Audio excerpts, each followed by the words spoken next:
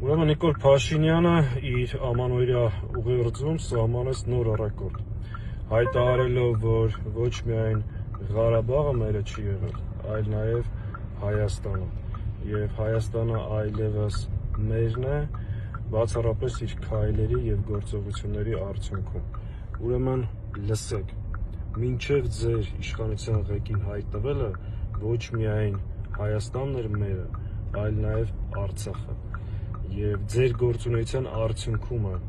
որ հանձնվեց Արցախը, իսկ Հայաստանի պետականությունը այսօր գտնվում է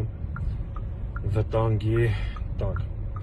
Եվ Փաշինյանի բոլոր նմանատիպ հայտարարությունները գալիս են մեկ անգամ ևս փաստելու, որ Արցախյան պատերազմի արդյունքը ոչ թե անկարողության, պակաս սպառազինության, ձախողված կառավարման արդյունք էր, այլ գիտակցված դավաճանական քայլ, և այդ քայլի արդյունքում մենք ունեցել ենք 5000 զոհ, 150,000 մարդ մնացել է անտուն, և այդ ամենի մեղավորը և պատասխանատուն անձամբ դու ես, Նիկոլ Փաշինյան։ Հետևաբար բոլոր այն փորձերը արդարանալու, մարդկանց կրկին խաբելու, վերարտադրվելու չի ստացվելու։ Ու երբ որ հայտարարում ես ես երբևէ զիջումներ չեմ արել, դու արել ես այդ զիջումները,